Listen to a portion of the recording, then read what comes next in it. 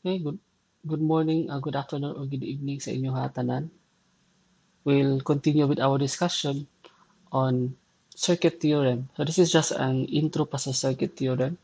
Last week we discussed about the linearity. Okay. We discussed about this one, the linearity property of circuit. So linear ang ihang scale in such a way that when you double the voltage input of your circuit, then the output current must also be doubled. If tripled ang input, tripled po ang output. So linear ang iyahang scale. Then we also discussed about superposition. So we can get the equivalent voltage of a given branch sa circuit by calculating the individual voltages due to the different independent sources. Okay, so imuha namang ipang turn off ang mga independent sources and then calculate those individual voltages or voltage contribution. Then you can add all of those individual contribution of the voltages to get the equivalent voltage that we are looking for. So now we will proceed with another technique in solving circuits. We have source transformation.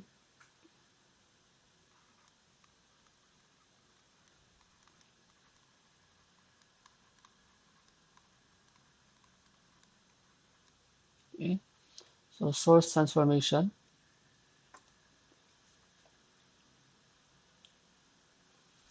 So it is another tool ang kaning source transformation wherein we will be simplifying circuits para ma-solve nato siya. And basic to these tools, kay ang mga concept nato nga kailangan is the concept of equivalence. So we recall that an equivalent circuit is one whose voltage and current characteristics are identical with the original circuit. Okay? From a complicated circuit, we'll transform it into a much more simpler circuit in such a way that these two circuits are equivalent. Okay? So in the previous chapter and previous discussion nato, you saw that the node voltage or the mesh current equations can be obtained by just mere inspection of a circuit. Okay, when the sources are all independent current sources. So it is therefore effective if we use the circuit analysis to be able to simplify or calculate a given unknown, for example, voltage. Okay.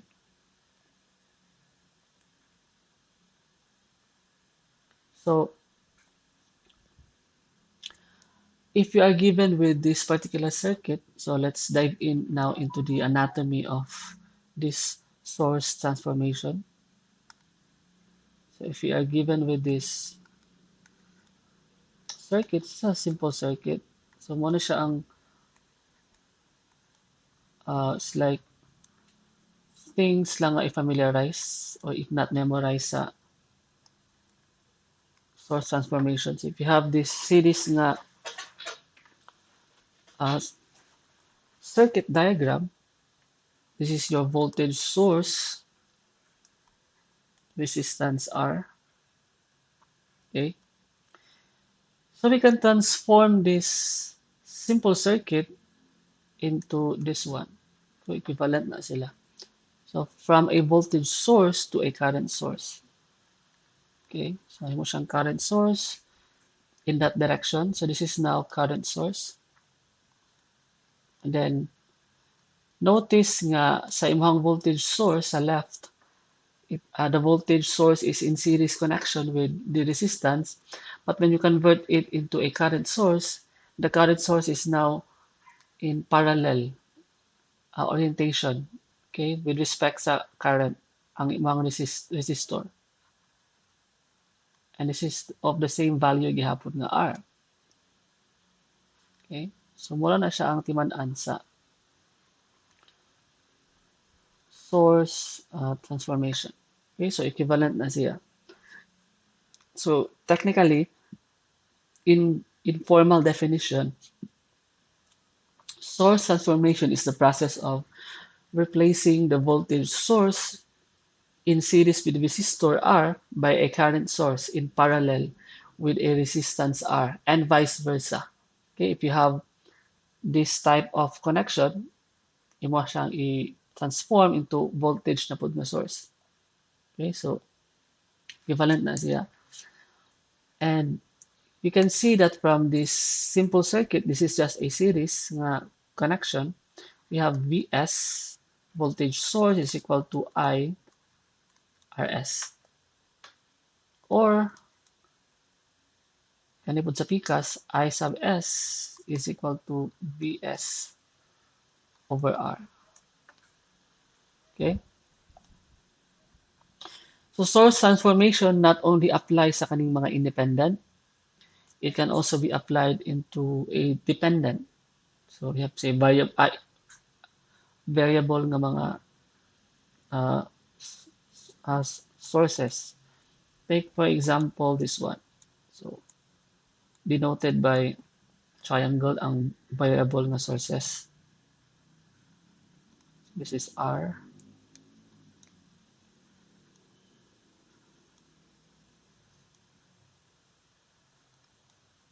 Okay, this is AB.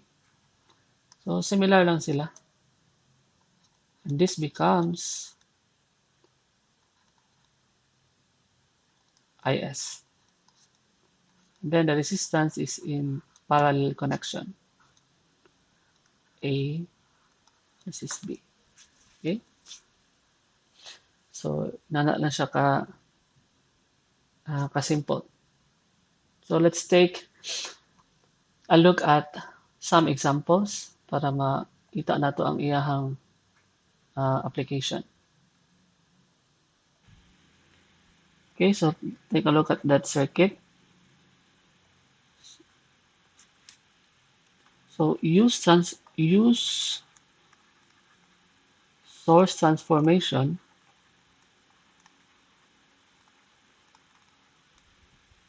to find V naught. Okay? So ang V naught is kani. Okay? So atong buhaton is we will be using source transformation. So first thing to do is sa kaning leftmost nga part is 1. Ato siyang i-convert. Okay? So kani siyang current source mahimo siyang voltage source. Take a look at this. Kani. Ang current source pero siya ihon ana voltage source. Okay? So mahimo na siyang this one. So take note sa direction sa current. Okay? Since ang direction sa current is downward, so kung asa ang arrow padulong, nadiha ang positive sign. So this becomes, nadira ang positive. Okay? Okay? Para mahimo siyang volt, kailangan siya i-multiply, right? Vs is IRS. Oh, not IR. Sorry about this. This is I sub S R. Okay? So kung imo siya i-convert, so this becomes 12 volt. Okay? So you have 4 times 3. This is 12.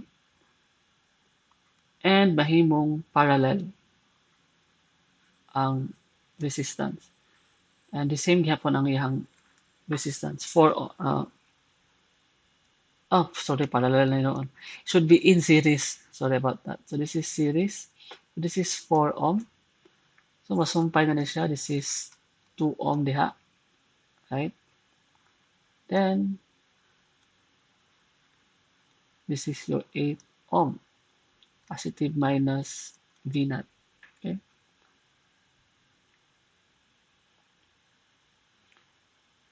And ana siya. So we have this one. Plus, minus.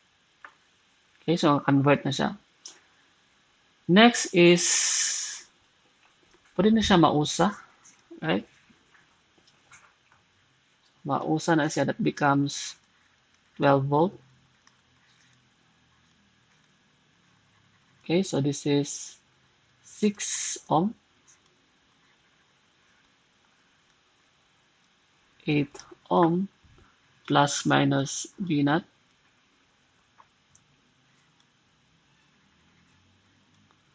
plus minus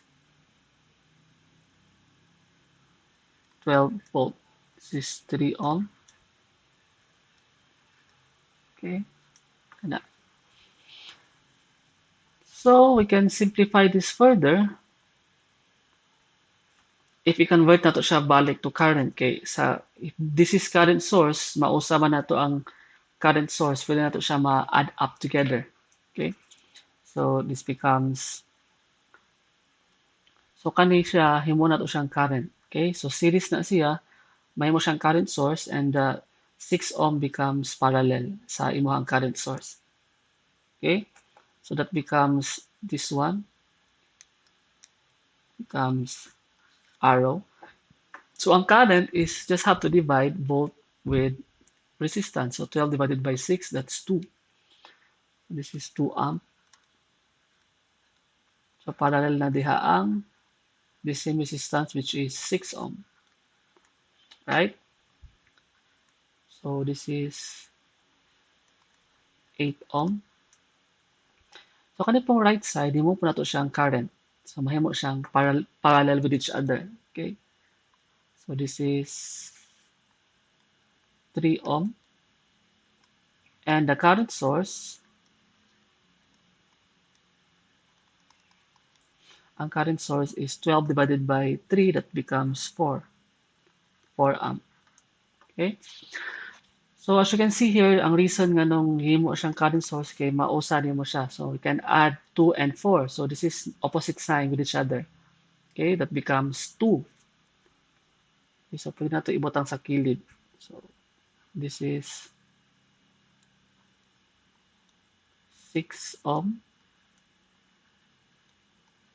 8 ohm plus minus V naught na siya. Then muna siya ang katong current source. This becomes 2 ampere. Oh, napa to, sorry.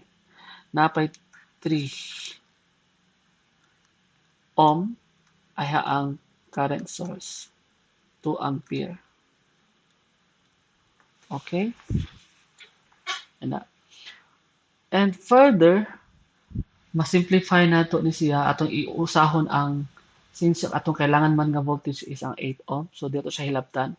Ato lang i-sumpay ang, will combine 6 ohm and the 3 ohm. Okay, parallel man na siya, di ba? That becomes, so this is now 8 ohm plus and minus V naught.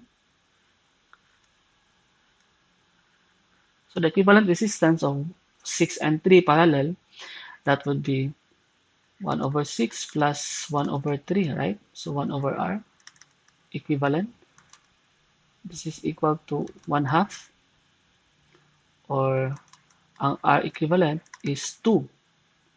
Okay, so ato nang i-erase. That is 2. Ang iyang equivalent resistance. Okay, so mahimo na ni siyang, okay, this is 2 ohm. So naa din ang current source na 2 amp. Okay, so to get V naught, ano naman na, para makuha ang V naught, kasi this is current I ang moagi diha. Okay, so V naught is just I over 8. Okay, so we need to find what is I. So makuha na to ang I using current division. Okay, so ang formula sa current division, so you have the source 2 amp, i-divide na siya into this duha ka branch. So to get the current that passes through 8 ohm, we just have to get this one. I is just 2 over 2 plus 8, right? Times katong current na 2. And this is just 4 over 10. Okay, so this is just 0.4 amp. Therefore, ang V naught is 0.4 over 8, which is, oh, sorry, namali ko dun eh. This should be V not, V is IR, okay, I times 8. Sorry about that. So this is 0.4 times 8. So this is 3.2 volt. Okay, so if we go back, so this is our katong simplified nga circuit due to source transformation. So this is done via source transformation. So going back sa original nga circuit, this V naught here is just 3.2 volt. Okay, so you can actually confirm this result using different methods. You can use superposition, you can use nodal analysis, okay, or mesh analysis with current sources, and even you can use MATLAB Simulink. So you can get 3.2 volts. So that we have actually different methods na atong pwede gamiton, all leading to the same answer. Okay, so I hope that is clear. Let's have another example. Okay, take a look at this example. So using source transformation, find Vx. Okay, using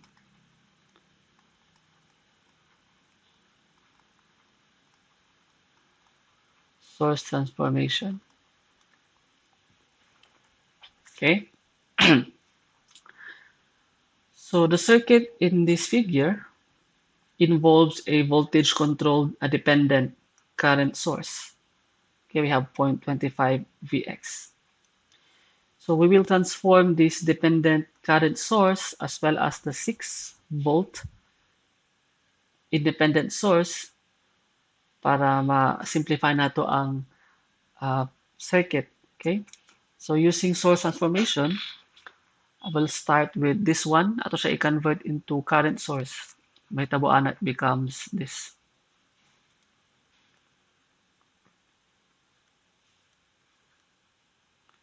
So para mahimong current source, we have to divide the volt with resistance.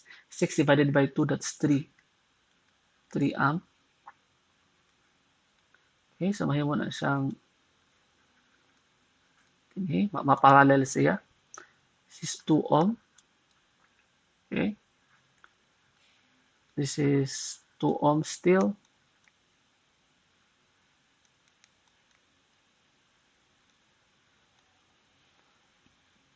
Two ohm. Na diri ang plus minus, this is Vx. So we can also simultaneously convert this into para mausa siya. We'll convert this to voltage na source.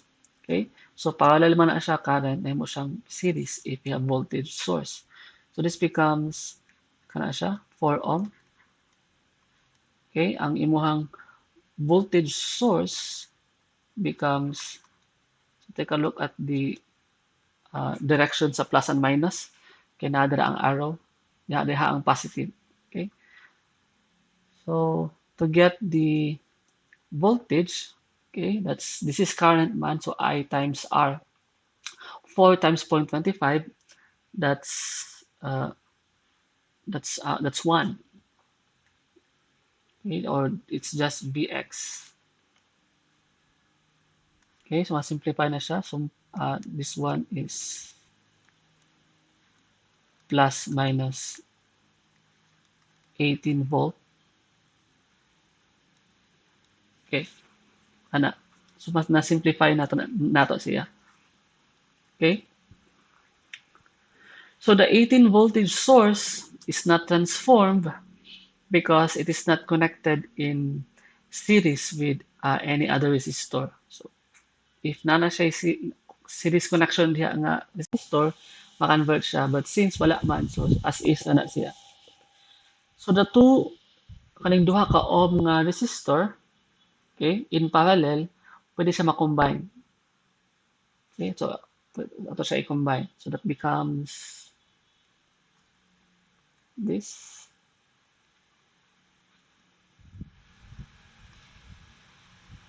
So parallel man na siya, 1/2 plus 1/2, that's 1. Okay, so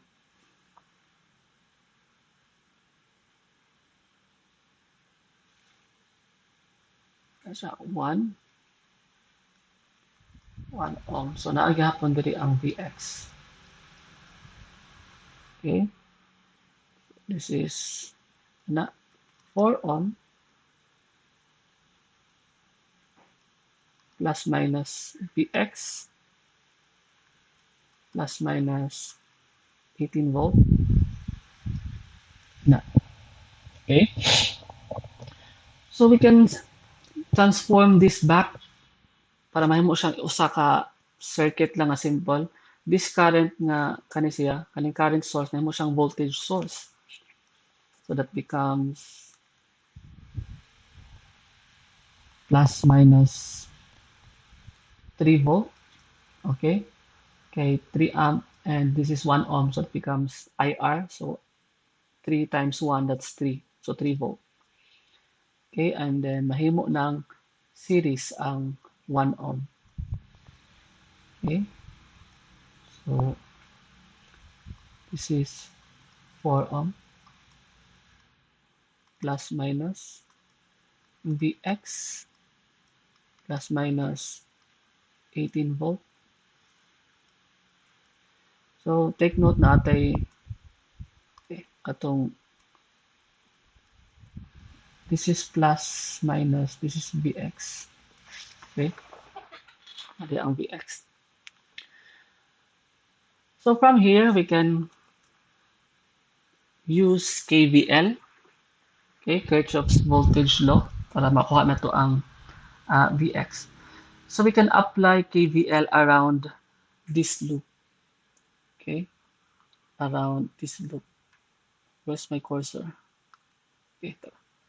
So we can apply, sorry. So around this loop, what's wrong with, so around this loop siya.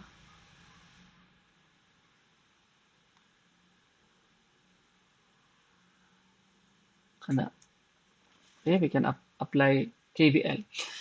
Okay, so using KVL sa kana nga loop, we have positive 3 volt, right? Starting with a 3 volt minus 1 ohm. Okay. Or imo siya isumpay na, we have minus 1, minus 4, so that's minus 5. Or it's minus 3, so that's then we have minus Vx minus 18 equals 0. Okay, so we have this equation. So duha ka ano, we have the current I and current and Vx. Next is we can apply KVL sa loop containing the 3 voltage source, the 1 ohm resistor, and the Vx. Basically, kani. Okay, so pwede tayo gamit ana nga loop. So we can apply KVL. So in that case, that would be 3 minus I or 1I, right? Minus Vx. Okay, equals 0.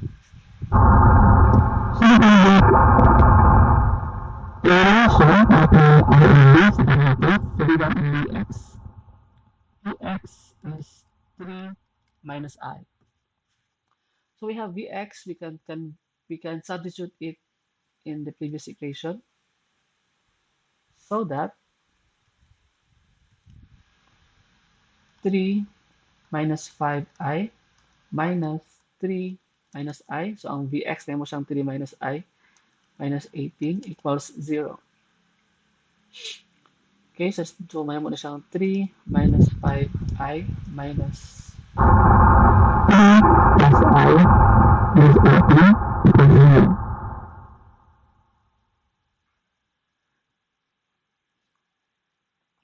So ato siyang i-simplify. So 3 minus 18, so we have negative 15. Okay, minus 4i, then na-apply minus 3, equals 0. So this becomes negative 18 minus 4i equals 0. Or we have 4i equals 18. I is just 18 divided by 4. So I hope correct ako ang algebra. Okay, tama siya. It becomes 4.5 ampere. Okay, so ang current na to is 4.5. So knowing the current I, okay, we can get Vx. Tara. So we know nga kani. Tara. So Vx is 3 minus I. 3 minus 4.5.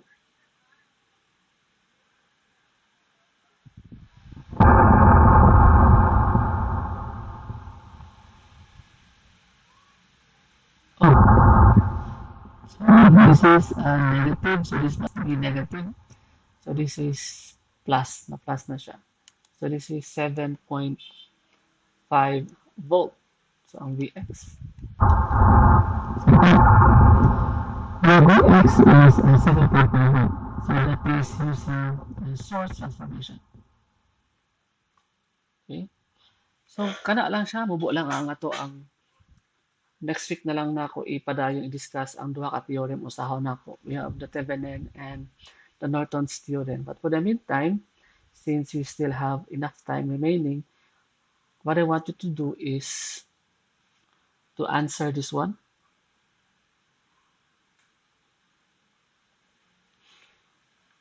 Okay. So answer this one for using source transformation.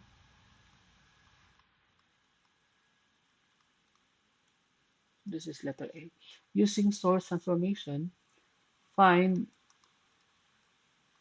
I naught. Okay? Then para makasure mo eksakto yung nakuha nga I naught, use Simulink to confirm the result in part A. That's my question for that. That's for your exercise. And that will be all for this topic. This is all about source transformation. And next week we'll discuss on, I think, wala klase next week. So na next week. May 9, that's election. So next na po. Okay? But mausahon na nako i-discuss ang Thevenin's and Norton's theorem. Okay, that concludes our discussion for this session.